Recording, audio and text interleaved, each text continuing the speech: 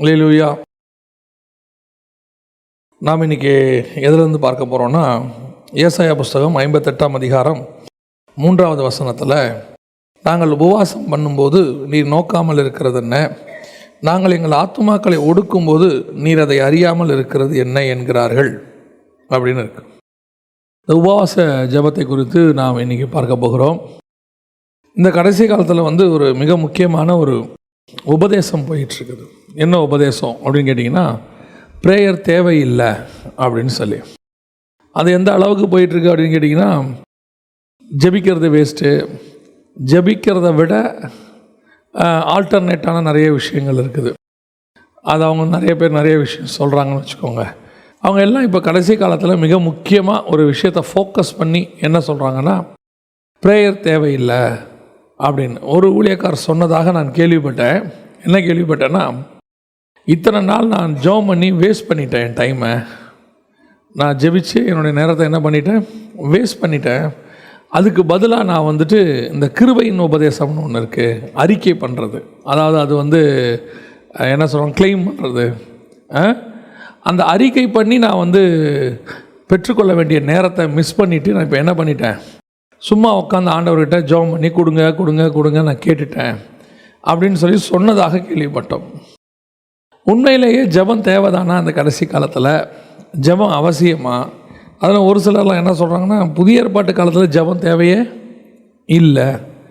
ஏன் தேவையில்லை அப்படின்னா, பழைய ஏற்பாட்டு, அதாவது இயேசு சிலுவையில் போகிற வரைக்கும் தான் நமக்கு என்ன தேவைப்படுது, ஜெபம் தேவைப்படுது.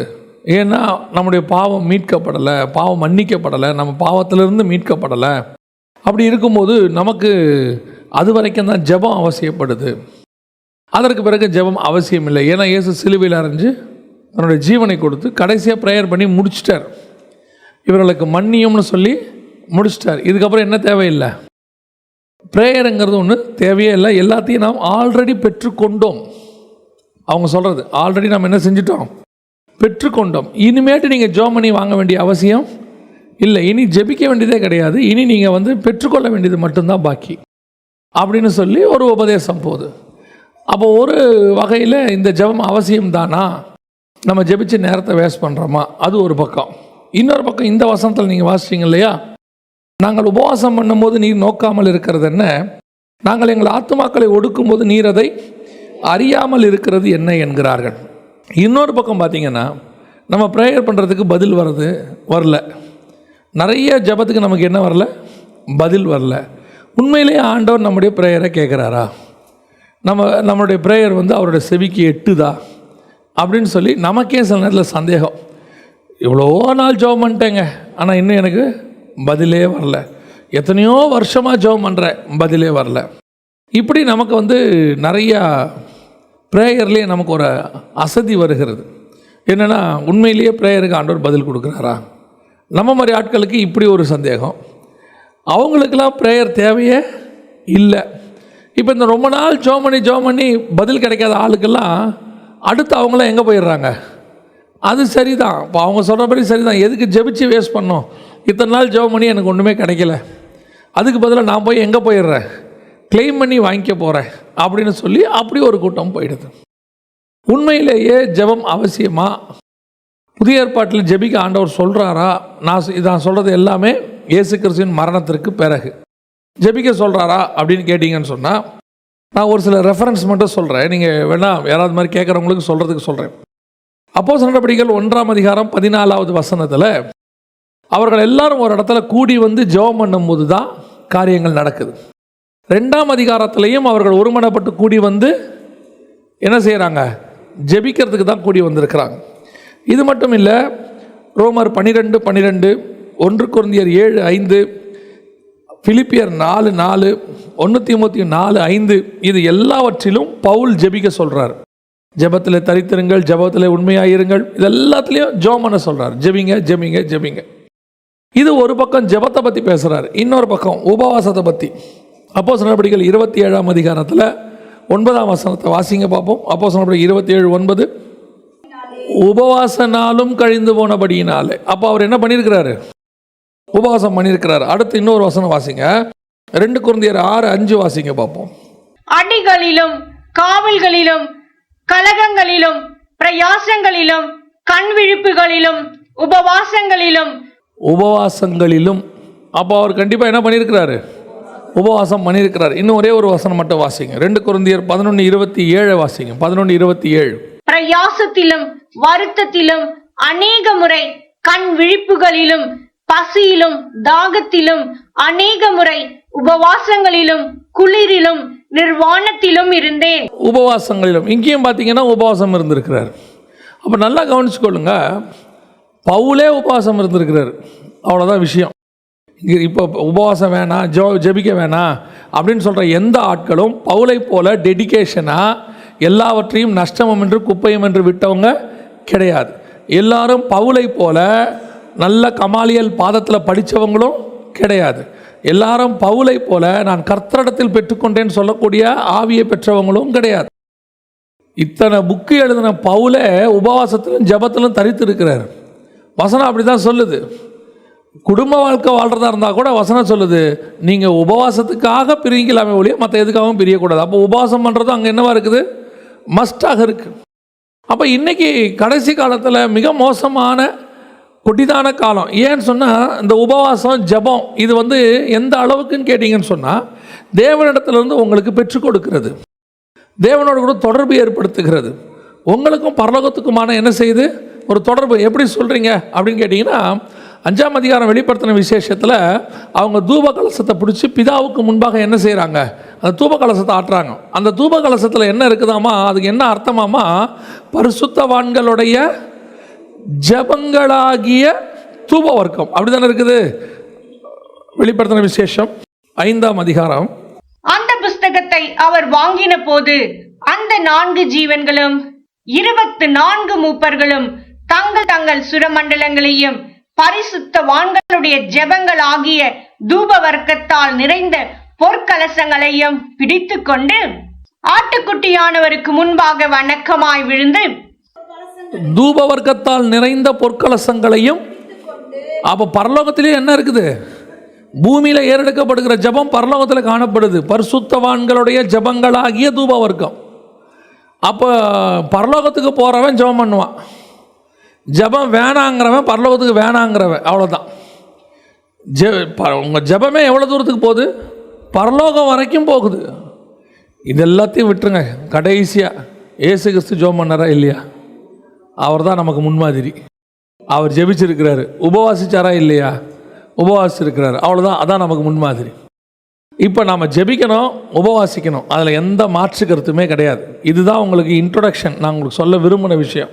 ஏன்னா கடைசி காலத்தில் உங்களை மோசம் போக்குறதுக்கு நிறைய அந்த கள்ள உபதேசம், குறிப்பாக கிருபையின் உபதேசம் ஒன்று வருது. Grace doctrine, hyper grace, super கிரேஸ்லாம் சொல்கிறாங்க. இந்த உபதேசங்களை குறித்து எச்சரிக்கையாயிருங்கள். இவைகள் உங்களை மோசம் போக்குறதுக்கு, தேவனை விட்டு பிரிக்கிறதுக்கு. ஆண்டவர் 2 பொருளுக்கு ஒன்றா வேலை செய்ய முடியாதுங்கிறார். ஒன்று தேவனுக்கு, இன்னொன்று உலக பொருளுக்கு. அவங்க உலக பொருளை பற்றி தான் பேசுவாங்க. அது தேவனை விட்டு உங்களை தூரமாக்குறது. 2வது ஜெபத்தில் தரித்திருங்கள் இருக்குது. நீங்கள் ஜெபம் பண்ண தேவனோட கூட சஞ்சரிக்க தொடங்குவீங்க. நீங்கள் ஜெபிக்கும் போது பரலோகம் உங்களுடைய சத்தத்துக்கு செவி சாய்க்கும். ஏன்னா நம்முடைய ஆண்டவருக்கு பேரே ஜெபத்தை கேட்கிறவரே மாம்சமான யாவரும் உம்மிடத்தில் வருவார்கள். அப்போ ஜெபத்தை நிறுத்திட்டா உங்களுக்கும் தேவனுக்கும் எதை நிறுத்திடலாம்? கனெக்ஷனை நிறுத்திடலாம். இதுதான் அவங்களுடைய திட்டம், பிசாசினுடைய மகா பெரிய திட்டம். அதனால் வஞ்சிக்கப்படாதபடிக்கு எச்சரிக்கையாக இருங்கள். கண்டிப்பாக ஜெபிக்க வேண்டியது அவசியம், உபவாசம் பண்ண வேண்டியது அவசியம். உங்களால் எப்படி உபவாசம் பண்ண முடியுமோ அப்படி உபவாசம் இருங்க, அவ்வளோதான். ஆனால் உபவாசம் எப்படி இருக்கணுன்றதான் இன்றைக்கி நம்ம கேள்வி. ஏன் உபவாசம் இருக்கணும்? ஏன் ஜெபிக்கணும்? ஏன் உபவாசிக்கணும்? அதுக்காக தான். அதை தான் நம்ம வாசித்த வசனம் ஏசாயா தீர்க்கதரிசன புஸ்தகம் 58ஆம் அதிகாரம் 3வது வசனத்தில், நாங்கள் உபவாசம் பண்ணுறோம் ஆண்டவரே, நீ கேட்க மாட்டேங்கிறீர், நோக்காமல் இருக்கிறீர். நாங்கள் எங்கள் ஆத்துமாக்களை ஒடுக்கும் போது நீர் அதை அறியாமல் இருக்கிறீர். அப்படின்னா உபவாசம் பண்ணும்போது நாங்கள் நல்லா தான் ஜெபம் பண்ணுறோம், ஆனாலும் நீர் என்ன செய்ய மாட்டேங்கிறீர்? கேட்க மாட்டேங்கிறீர். எங்கள் ஆத்மாவை ஒடுக்கும் போது நீர் என்ன பண்ண மாட்டேங்கிறீர்? அதை உங்களுக்கே தெரியலங்கிறான். உண்மையிலேயே நம்முடைய ஜெபம் ஏறெடுக்கப்படும் போது, நாம் ஒரு விஷயத்தை, விண்ணப்பத்தை ஏறெடுக்கும் போதே அவர் நம்ம கூட தான் இருக்கிறார். அவர் அப்படி தான் இருக்கிறார். 2 பேர் 3 பேர் நாமத்தினாலே கூடி வரும்போது. இன்னொரு வசனம் இருக்குது, அழகாக இருக்கும். பூமியிலே ஒரு காரியத்தை குறித்து இருவர் ஒருமனப்பட்டிருந்தால் பரலோகத்தில் இருக்கிற என் பிதாவினால் அது ஆகும். அப்போ யார் அந்த இருவர்? அப்படின்னா நம்ம கூடி தான் ஜெபம் பண்ணணுமா அப்படின்னா அதோட அர்த்தம் அப்படி இல்லை. பூமியிலே இருவர் ஒருமனப்பட்டிருந்தால், நீங்களும் உங்களுக்குள்ள இருக்கிற பரிசுத்த ஆவியானவரும் ஒரு மனதோடு கூட ஜெபத்தை ஏறெடுக்கணும். இன்னொரு மனுஷனோட உங்களால் ஒரு மனம் வர்றது ரொம்ப கஷ்டம். உங்களுக்கே தெரியும் நினைக்கிறேன். அப்போஸ்தலராக அழைக்கப்பட்டவர்களுக்கே ஒரு மனம் வர்றதுக்கு 3.5 வருஷம் ஆச்சு. அப்போஸ்தலரை அழைச்சி இயேசுவோடு கூட அவங்கள வச்சு கடைசியில் அவங்க ஜெபம் பண்ணி ஒரு மனமாக வர்றதுக்கு எவ்வளோ நாள் ஆச்சான்? 3.5 வருஷம். அவங்க எப்போ ஒரு மனமாக வந்தாங்க? பரிசுத்த ஆவி வந்த பிறகு தான் அவங்க ஒரு மனமாக வந்தாங்க. 2ஆம் அதிகாரத்தில் தான் வராங்க. அப்படின்னா யாரோட உங்களால் ஒரு மனப்பட முடியும்? நல்லா உங்களுக்கு ஒரு ப்ரேயர் பார்ட்னர் இருக்கிறது நல்லது. ஒரு மனதோடு நீங்கள் ஜெபம் பண்ண வேண்டியது அவசியம். கண்டிப்பாக ஒவ்வொருத்தருக்கும் என்ன வேணும்? ஒரு ப்ரேயர் பார்ட்னர்னு ஒருத்தர் கண்டிப்பாக வேணும். அவர் உங்களுடைய ஒத்த ஆவி உடையவராக ஒரு மனம் உள்ளவர்களாக இருக்கணும். ஆனால் அதையும் தாண்டி இன்னொருத்தர் இருக்கிறார், அவர் தான் பரிசுத்த ஆவியானவர். உங்கள் தனி ஜபங்கள் நம்ம சொல்கிறோமே, அந்த நேரத்தில் உங்கள் பரிசுத்த ஆவியானவரும் உங்கள் ஜபமும் ஒரே ஜபமாக இருக்கணும். அவர் என்ன விண்ணப்பத்தை ஏறெடுக்க நினைக்கிறாரோ அதை நீங்கள் ஏறெடுக்கணும். ஆவிக்குரிய வாழ்க்கையில் நீங்கள் நல்லா வளரும்போது ஆவியானவர் உங்களை ப்ரேயரில் நடத்துவார். பிதாவுக்கு ஏற்ற மாதிரி. இப்போ குமாரன் சொல்கிறாரு, என் நாமத்தினாலே நீங்கள் எவைகளை கேட்டாலும். அப்போது இயேசுடைய நாமத்தில் போகும்போது பிதா நமக்கு தராரு. அதே நேரத்தில் பிதாவுக்கு என்ன பிடிக்கும்னு யாருக்கு தெரியும்? பரிசுத்த ஆவியானவருக்கு தெரியும். எப்படி ஜபத்தை நீங்கள் அந்த முழு ஆத்மாவோடும் முழு இருதயத்தோடும் முழு பலத்தோடும் இருக்குல்ல, அந்த எக்ஸ்பீரியன்ஸை நீங்கள் ரொம்ப சீக்கிரத்தில் அடைய முடியாது. ஏன் முடியாதுங்கிறனா, நம்ம அவ்வளோ கவலையோடு போகும்போதே நம்ம நிறைய விண்ணப்பத்தெல்லாம் தூக்கிட்டு போயிருக்கிறோம். நிறையா லிஸ்ட் எழுதிட்டு போயிருக்கிறோம். மறந்துட போகிறோம், டைரியில் எழுதி வச்சுக்கிட்டுலாம் போயிருக்கிறோம். ஸோ இதெல்லாம் எடுத்துகிட்டு போகும்போது ஆவியானவருக்கு அங்கே இடமே இருக்காது. உங்கள் மாம்சத்துக்கு தான் இடம் இருக்கும். நீங்கள் அந்த ஜப குறிப்பாக ஒன்று மாதிரி படிச்சுக்கிட்டே இருப்பீங்க.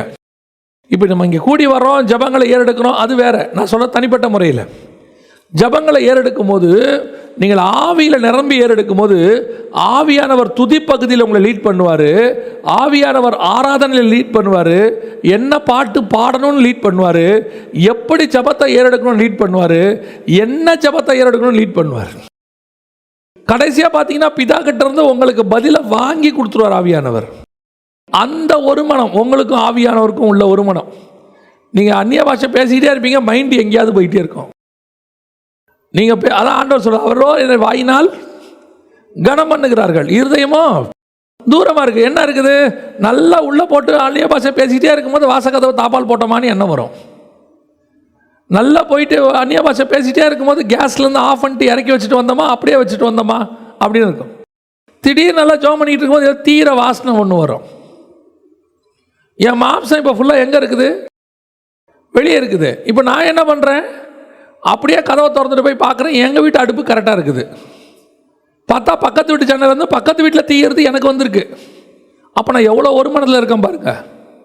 எவ்வளோ தூரம் நான் ஒரு மனதில் ஆவியானோட இருக்கேன் பாருங்க. அதாவது மோசே உபவாசம் இருந்தாருன்னு இருக்குது. அப்படி தானே இருக்குது. அவர் ஏன் இருந்தாருங்கிறது நான் 2வது சொல்கிறேன். அவர் எப்படி இருந்தார் உங்க சொல்கிறேன், வாசிங்க. அங்கே அவன் அப்பம் புசியாமலும் தண்ணீர் குடியாமலும் இரவும் பகலும் 40 நாள் கர்த்தரோட இருந்தான். எப்படி இருந்திருப்பா? இரவும் பகலும் 40 நாள் கர்த்தரோடு கூட புசியாமலும் குடியாமலும். உங்களுக்கு தெரியுமா, சைக்கலாஜிக்கலி சொல்லுவாங்க, உங்களால் ஒரு 3 நாளைக்கு மேலே தண்ணி குடிக்காமல் இருக்கவே முடியாது. ஒரு வாரத்துக்கு மேலே சாப்பிடாமல் இருக்க முடியாது. 2 நாளாக நம்ம தான் தண்ணி குடிக்காமல் இருக்க முடியுமா? அதுக்கு மேலே தண்ணி குடிக்காமல் இருக்கவே முடியாது. புசியாமலும் குடியாமலும். அப்படின்னா இவன் என்ன ஆயிட்டான்? என்ன நடந்திருக்குது இவனுக்கு அப்படின்னு கேட்டிங்கன்னா, இவனுடைய மாம்சம் முழுக்க அங்கே தன்னுடைய மொத்தமாக அங்கே அடக்கப்பட்டுருச்சு. அடக்கம் பண்ணப்பட்டது, செத்து போச்சு. அந்த நிலைமையில் இருந்திருக்கு. மாம்சத்துக்கு எதுவுமே என்ன செய்யப்படலை, தேவையப்படலை. தண்ணியும் தேவைப்படலை, சாப்பாடும் தேவைப்படலை. அப்படின்னா அந்த பாடி எப்படி இருந்திருக்கும்? 40 நாள் அங்கே செத்தவனை போல. இப்போ நீங்கள் போய் பாருங்க, எசேக்கியேல் புத்தகம் 8ஆம் அதிகாரம் வாசிங்க. 6ஆம் வருஷத்து 6ஆம் மாதம் 5ஆம் தேதியிலே நான் என் வீட்டிலே உட்கார்ந்திருக்கிற போதும், யூதாவின் மூப்பர்கள் எனக்கு முன்பாக உட்கார்ந்திருக்கிற போதும், கர்த்தராகிய ஆண்டவருடைய கரம் அங்கே என் மேல் அமர்ந்தது. இப்போ அவர் என்ன பண்ணுறாரு, இவனை உட்காந்து பேசிக்கிட்டு இருக்கிறாங்க. யார்? எசேக்கியேல் உட்காந்து பேசிக்கிட்டு இருக்கிறாரு. யூதாவின் மூப்பர் முன்னாடி உட்காந்துருக்கிறாங்க. தூக்கிட்டு போயிட்டாரு. வானத்துக்கு பூமிக்கு நடுவில் என்ன பண்ணிட்டாரா? தூக்கிட்டு போயிட்டாரு. இப்போ அவன் பாடி எப்படி இருந்திருக்கும் அந்த இடத்துல? அவன் உடம்பு அங்கே இருந்தது எப்படி இருந்திருக்கும்? செத்தவனை போல இருந்திருக்கும், படுத்து கிடக்கும். அதனால தான் பல இடத்துல இருக்குது செத்தவனை போல கிடத்தேன். இப்போ நான் உபவாசம் பண்ணும்போது மோசேயுடைய உடம்பு எப்படி இருந்திருக்கும்? இரவும் பகலும் 40 நாள் செத்தவனை போல. அதனால தான் அதுக்கு என்ன தேவைப்படலை? தண்ணி தேவைப்படலை, சாப்பாடு தேவைப்படலை. ஒரு சாதாரணமான ஜீவனோடு கூட இருக்கிறவனுக்கு எது தேவையோ எதுவும் அவனுக்கு தேவைப்படலை. காரணம் அந்த இடத்துல எப்படி இருக்கிறான்? செத்தவனை போல. அந்த சரீரம் முழுக்க முழுக்க 100% கண்ட்ரோல்டு பை காட். எதுவுமே தேவைப்படலை. அப்படி இருக்கும்போது யோசிச்சு பாருங்க, அவனுக்கு கீழே நடக்கிற ஏதாவது தெரியுமா? கீழே என்ன நடந்துட்டு இருக்குது? இஸ்ரவேலுக்கு உட்காந்து எல்லாத்தையும் தங்களை கெடுத்து கொண்டார்கள்னு இருக்க. ஆட்டம் போடுறான், பாட்டம் போடுறான், எல்லாம் பண்ணுறான். ஆனால் அவனுக்கு ஆண்டவர் தான் சொல்கிறாரு, நீ கீழே போ, ஜனங்கள் தங்களுக்கு எடுத்துக்கொண்டார்கள். இவனுக்கு எதுவுமே தெரில பாருங்க. இதுதான் நீங்கள் உபவாசம் இருக்கிற மெத்தட். நீ தேவனோடு கூட ரூம்குள்ளே போயிட்டீன்னா உனக்கும் தேவனுக்குமான தொடர்பு ஒரு லெவலுக்கு மேலே எப்படி போயிடும் அப்படின்னா, உன் மாம்சம் முழுவதுமாக கண்ட்ரோல்டு பை காட். அங்கே என்ன நடக்குது, பக்கத்தில் என்ன நடக்குது, என்ன சவுண்டு கேட்குது, எதுவும் உங்களுக்கு தெரியாது. நீங்கள் அப்படியே தேவனுக்குள்ளே முழுவதுமாக ஆவிக்குள்ளாகி இருப்பீங்க. அதனால தான் அவங்கள சுற்றி என்ன நடக்குதுன்னே அவங்களுக்கு தெரியல. மூப்பர்கள் முன்னாடி உட்காந்துருக்கிறான், ஆண்டவர் தலைமையை பிடிச்சி போயிட்டார், தூக்கிட்டு போயிட்டார். அவ்வளோதான் அவனுக்கு தெரியுது. அதோட அவர் கூட்டு போகிற தரிசனம். உபவாசம் பண்ணும்போது இப்படி தான் இருக்கணுமாமா.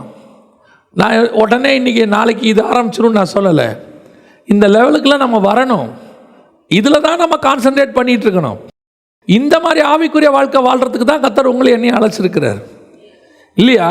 நம்முடைய சிந்தனையை எவ்வளோ கேவலமாக மாற்றி, உன்னை வீடு கேளு, காரு கேளு, இதை கேளு, அதை கேளு, உன்னை பூமியிலேயே யோசிக்க வச்சுக்கிட்டு இருக்கிறான். நீங்கள் இதெல்லாம் யோசிக்கிட்டே இருங்க. மேலானவைகளையே கீழானவைகள் தானாய் வரும். அதன் காலத்தில் வந்துடும் தானா.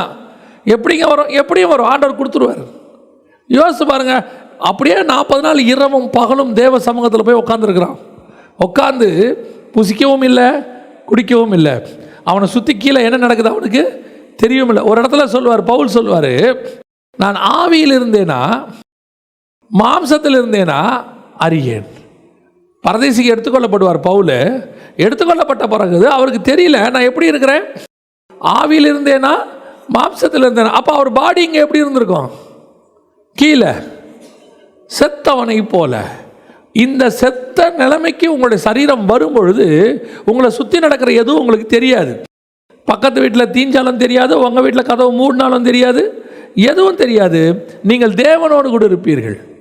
இதுதான் உபவாசம். ஆண்டவர் அங்கே என்ன சொல்கிறார் பாருங்களேன், 3வது வசனத்தில், நீங்கள் உபவாசிக்கும் நாளிலே உங்கள் இச்சையின்படி நடந்து உங்கள் வேலைகளை எல்லாம் கட்டாயமாய் மிஸ் பண்ணாமல் செய்றீங்க. ஒரு வேலை கூட மிஸ் பண்ணுறது இல்லை. ஆனால் ஒரு நாளைக்கு 4 தடவை சொல்லிவிடுவோம், இன்றைக்கி ஃபாஸ்டிங். எவனாவது வம்புக்குன்னா கேட்பான், சாப்பிட்றீங்களா? இல்லை, ரொம்ப தாழ்மையாக வேற, இன்றைக்கி நாங்கள் ஃபாஸ்டிங். எங்கே போயிருப்போம்? சைன் வாங்கிறதுக்கு ஒரு ஆளுக்கு வீட்டுக்கு போயிருப்போம். அவர்கிட்ட சொல்லுவோம், இன்றைக்கி நாங்கள் என்னவா இருக்கிறோம்? ஃபாஸ்டிங். அதுக்கு பேர் பட்டினி. அதுக்கு பேர் என்னது? பட்டினி. எல்லா வேலையும் செஞ்சுக்கிட்டு அந்த செய்யறதுக்கு நடுவில் இருக்கிறதுக்கு பேர் என்ன கிடையாது? ஃபாஸ்டிங் கிடையாது. அதுக்கு நீங்கள் சாப்பிட்டு இருங்க, இல்லைன்னா உடம்பு குறைக்கிறதுக்கு பட்டினி இருங்க. உபவாசம்னு சொல்லாதீங்க. ஒரு சிலர் சொல்கிறாங்க, எங்களுக்கு நேரமே கிடைக்கல. நேரம் கிடைக்கும் போது இருங்க. எப்போ நேரம் கிடைக்குதோ அப்போ இருங்க. நேரத்தை ஏற்படுத்துங்க. ஒரு ஞாயிற்றுக்கிழமை ஃப்ரீயாக இருக்குதா? சரி, ஓகே, ரைட். அன்றைக்கி முழுக்க என்ன இருக்கலாம்? ஃபாஸ்டிங் இருக்கலாம். தப்பே கிடையாது. காலைல ஆராதனைக்கு வந்துடலாம், இங்கேயே சர்ச்சிலேயே தங்கி இருக்கலாம். சாயங்காலம் ஆராதனையை முடிச்சுட்டு வீட்டுக்கு போகும்போது வீட்டுக்கு போகலாம். கணக்கு பார்த்தீங்கன்னா 12 மணி நேரம் ஃபாஸ்டிங் வந்திருக்கோம். ஆனால் அன்றைக்கி இருக்க முடியாது. ஏன்னா அன்றைக்கி ஒரு நாள் தான் நம்ம மட்டன் சாப்பிட்றோம். மற்ற நாளில் நமக்கு ஓகே, ஏன்னா அன்றைக்கி வெஜிடேரியன் டே. சண்டே ஒரு நாள் தான் நமக்கு என்ன டே? ஆமாம், ஃபாஸ்டிங். இருக்க முடியாது. ஆண்டவர் சொல்கிறாரு, கட்டாயமாய் வேலை செய்கிறீர்கள். எல்லா வேலையும் செஞ்சுக்கிட்டு மொத்த வீட்டு வேலையும் செஞ்சுக்கிட்டு அன்னைக்கு போய் ஆஃபீஸ் போக வேண்டியது போயிட்டு ஆஃபீஸில் உட்காந்துருப்பான். அதில் வேற முகத்தை சோகமாக வச்சுருப்பான் 2 மணி நேரத்துக்கு அப்புறம். என்ன பிரதர் ரொம்ப டயர்டாக இருக்கீங்க? ஃபாஸ்டிங். இயேசு கிறிஸ்து சொல்கிறாரு, நீ உபவாசம் இருக்கும்போது எப்படி இருக்கணுமா?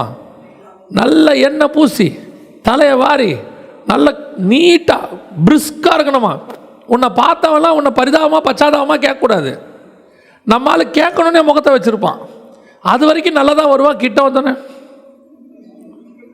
ஏன்னா மகிமையில் மேலே போய்கிட்டு இருக்கிறானம்மா. என்ன பிரதர் இன்றைக்கி ஒரு மாதிரி இருக்கீங்க? ஃபாஸ்டிங். காலையிலேருந்து ஃபாஸ்டிங். 1 மணி நேரம் தான் ஆயிருக்கும். ஆண்டவர் சொல்கிறார், நீ கட்டாயமாக எல்லா வேலையும் செஞ்சுக்கிட்டு அடுத்தவனுக்கு தெரிகிற மாதிரி காண்பிச்சுக்கிட்டு போஸ்டர் அடித்து ஒட்டிக்கிட்டு இன்று உபவாச ஜபத்துக்கு செய்தி கொடுக்க வரும் போதகரை வருக வருக என்று வரவேற்கிறோம். ப்ரேயரை யாருக்கும் தெரியாமல் பண்ணுறதுக்கு பேர் தான் என்னது? ப்ரேயர். போட்டு விட்டுறான் வாட்ஸ்அப்பில், இன்று உபவாச ஜபம். நாம் எல்லோரும் கூடி வந்து தேவனை என்ன செய்வோம்? ஆராதிப்போம். நீ உபவாசம் இரு, என்ன பண்ணு, கதவை சாத்திக்கிட்டு யாருக்கும் தெரியாமல் இரு. அவ்வளோதான். அதுக்கு பேர் தான் உபவாசம். அடித்து போஸ்ட் அடித்து எல்லாருக்கும் தெரிகிற மாதிரி, ஊருக்கே தெரிகிற மாதிரி. ஜபத்தோடைய கான்செப்ட் இப்போ என்னன்னு கேட்டிங்கன்னா அதுதான் சரியாயிருச்சு. ஆண்டவர் சொன்னது தப்பாக போச்சு. ஆண்டவர் யாருக்கும் தெரியாமல் ஜெபம் பண்ணுங்கிறாரு. எல்லாருக்கும் தெரிகிற மாதிரி ஜெபம் பண்ணுறதா இப்போ என்னவா போச்சு? ஜபம். ஊருக்கே தெரியணும், உலகத்துக்கே தெரியணும். இப்போ நீங்கள் அதை அப்படி பண்ணக்கூடாதுன்னு சொல்லி பாருங்கள். நீங்கள் ரொம்ப ஓவராக பேசுகிறீங்க. இல்லைங்க, வசனத்தில் ஆண்டவர் சொல்கிறாரு, கதவை மூடிக்கிட்டு அந்தரங்கத்தில் ஜெபம் பண்ணு, யாருக்கும் தெரியாமல் ஜெபம் பண்ணு, உபவாசம் இருக்கும்போது யாருக்கும் தெரியாமல் ஜெபம் பண்ணு, போஸ்டர்லாம் போடாத. அது அந்த காலம். இப்போ அப்படி இல்லை. ஜபத்தோடைய கான்செப்டே போயிடுச்சு. ஆண்டவர் சொல்கிறாரு, நீ உபவாசம் இருக்கும்போது எப்படி இருக்கணும்? மலைக்கு மேலே போய் மோசே இருக்கிறானா செத்துட்டானான்னு கூட தெரியாதாம்மா, அப்படி இருப்பான். ஃபாஸ்டிங்க காணாமலே போயிட்டான் 40 நாள் இரவும் பகலும். சரி, எதுக்கு ஜெபம் பண்ணா அவன்? அதான் அடுத்த கேள்வி. எதுக்கு ஜெபம் பண்ணா? வாசிங்க அதே வசனம் 34, 28, 29 வாசிங்க. அங்கே அவன் அப்பம் புசியாமலும் தண்ணீர் குடியாமலும் இரவும் பகலும் 40 நாள் கர்த்தரோடே இருந்தான். அவன் 10 கற்பனைகளாகிய உடன்படிக்கையின் வார்த்தைகளை பலகைகளில் எழுதினான். தேவனிடத்திலிருந்து வார்த்தையை வாங்கி உடன்படிக்கையை வாங்கிறதுக்கு தான் 40 நாள் தங்கி இருக்கிறான். எத்தனை கற்பனை? 10 கற்பனை எவ்வளோ நேரத்தில் சொல்லுவீங்க? எவ்வளோ நேரத்தில் சொல்லலாம்? 30 செகண்ட்ஸ் மேக்சிமம். 1 நிமிஷம். இந்த 1 நிமிஷத்தில் கத்தர்கிட்ட வாங்கிறதுக்கு அவன் எவ்வளோ நாள் தங்கி இருக்கான்? 40 நாள் இரவும் பகலும் தேவ சமூகத்தில் தங்கி இருக்கிறான். அவன் அதுக்கப்புறம் ஒவ்வொரு வாட்டியும் 40 நாள் போய் மொத்த கற்பனையும் வாங்கிட்டு வந்தான். ஆனால் முதல்ல 2 பலகையை வாங்கிறதுக்கு அவன் எத்தனை நாள் தங்கி இருக்கிறான்? 40 நாள். இந்த 40 நாள் தங்கி இருந்து அவனுக்கு கிடைச்சது என்னது? 10 கற்பனை. நம்ம பாஷையில் சொன்னோம்னா 1 நிமிஷம் கர்த்தர் பேசியிருக்கிறார். 1 நிமிஷம் எழுதி கொடுத்துருக்கிறார். அதை எழுதிட்டு வந்தான். இதை எழுதுறதுக்கு இந்த நம்மளை பொறுத்த வரைக்கும் நான் லிட்ரலாக சொல்கிறேன், ஒரு நிமிஷம் தேவனுடைய சத்தத்தை கேட்பதற்கு அவன் எவ்வளோ நேரம் தங்க வேண்டியிருக்குது? 40 நாள் தங்க வேண்டியிருக்குது. யோசிச்சு பாருங்க. அப்போ ஆண்டவர் 5 புக்கு பேசியிருக்கிறார் அவங்ககிட்ட. ஆதியாகமத்திலேருந்து உபாகமம் வரைக்கும் பேசியிருக்கிறாரு. அப்போ ஒவ்வொரு முறையும் போய் வசனம் சொல்லுது, நான் 40 நாள் பூசியாமலும் குடியாமலும் காத்திருந்தேன். அவன் ஒரு ட்ரிப்பு மட்டும் போல, எத்தனையோ ட்ரிப்பு மேலே போயிட்டு வந்திருக்கிறான். 40 நாள். அதை விட பெரிய விஷயம் மோசைக்கிட்ட என்ன தெரியுமா? மோசே மேலே வா அப்படின்னு உடனே பொறுத்து மேலே போவான். ஏங்க இதில் என்ன பெரிய விஷயம்? மிச்சம் யாரை வேணா கூப்பிடுங்க, முந்தின நாளே சொல்லுவார், நாளைக்கு சுத்திகரிப்பு பண்ண சொல்லு அவனுங்களை நாளைக்கு ரெடியாக இருக்க சொல்லு, நாளைக்கு நான் அவங்க கூட பேச போகிறேன் பாரு. நாளைக்கு பேசுறதுக்கு இன்றைக்கே என்ன கொடுக்க வேண்டியிருக்கு? இவனுங்களுக்கு சுத்திகரிப்பு செய்ய வேண்டியிருக்கு. ஆனால் மோசே கிட்ட அந்த வேலையே இல்லை. வானா மேலே போவான். ஏன்னா அவன் எப்பவுமே சுத்திகரித்து ரெடியாக இருந்தான். எப்பவுமே தேவனை சந்திக்கிறதுக்கு அவன் ரெடி. கம்யூனியனை கையில் கொடுத்தா வாயில் இன்னைக்கு போடுறதுக்கு நேற்று ஆயத்தை கூட்டம் வைக்கிறோம் இல்லையா? கம்யூனியன் இன்னைக்கு நம்ம எடுக்கணும், அதுக்கு நம்ம முந்தின நாள் என்ன பண்ணுறாங்க? பல சர்ச்சில் ஆயத்தை கூட்டம். ஏன்? இன்னைக்கு சுத்திகரிப்பு பண்ணாதான் ஏன் நாளைக்கு அதை சாப்பிட முடியும். ஏன்னா நம்ம இஸ்ரவேல் ஜனங்கள் மாதிரி தான் இருக்கிறோம். ஆனால் மோசே மாதிரி கிடையாது. மோசே கிட்ட அப்படி இல்லை. மோசேவை எப்போ கூப்பிட்டோம், மோசே வா அப்படின்னா மோசே என்ன பண்ணுவான்? மேலே ஏறி போவான். எப்பொழுதும் சுத்திகரித்து காத்திருக்கிறான். காத்திருந்து 40 நாள் இரவும் பகலும் தேவ சமூகத்தில் உட்கார்ந்து அவன் வாங்கிட்டு வந்தது என்னன்னு கேட்டிங்கன்னா 10 கற்பனை. 10 லைனை வாங்கிறதுக்கு 40 நாள் வெயிட் பண்ண வேண்டியிருக்குது. இதுதான் கர்த்தரிடத்துலேருந்து வாங்கிறது உபவாசம் பண்ணி. ஆனால் அந்த 10 கற்பனை இருக்குது, அது இன்னைய வரைக்கும் இருக்குது, 4000 வருஷமாக இருக்குது. அந்த 40 நாளுக்கான பவர் அதுதான். நீ எதுக்கு உபவாசம் இருக்கிற?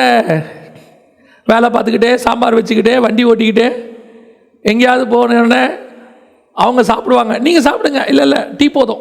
ஏன் ஃபாஸ்டிங்? நீ எப்படி கற்பனையை வாங்குவ? எப்படி தேவ சமூகத்தில் கர்த்தருடைய சத்தம் கேட்கும்? எப்போ கர்த்தர்கிட்ட வார்த்தை வரும்? இந்த 10 கற்பனை தாங்க. ஆனால் உலகத்துக்கே 2000 வருஷம் அதான் கற்பனை. இயேசு வர்ற வரைக்கும் அதான் கற்பனை. இப்போ இல்லையா? இப்போ அவருக்கு இயேசு சொல்கிறாரு, அதையும் விடாது இருக்கணும், இதையும் நீங்கள் செய்யணும். இப்போ நியாயப்பிரமாணம் இருக்குது, அதுக்குள்ளே நிறைய மறைபொருள் இருக்குது, ஆசாரிப்பு கூடாரம் இருக்குது, பலி இருக்குது, பண்டிகைகள் இருக்குது, அந்த பண்டிகையுடைய உண்மைத்தன்மை வெளியே இருக்குது. ஸோ நமக்கு பழைய ஏற்பாடும் தேவைப்படுது. ஆனால் இதை வாங்குவதற்கு மோசே பட்ட பாடு, இரவும் பகலும் 40 நாள் எங்கே இருந்தாராம்? தேவ சமூகத்தில் காத்திருந்தார். அப்படி காத்திருக்கிறவனுக்கு தான் இப்படிப்பட்ட ஜீவனுள்ள வார்த்தை கிடைக்கும். தேவனிடத்துலேருந்து மகத்துவம் உள்ள வெளிப்பாடு கிடைக்கும். நீ போய் உட்கார்றதை எதுக்கு தான் உட்கார்றீங்க?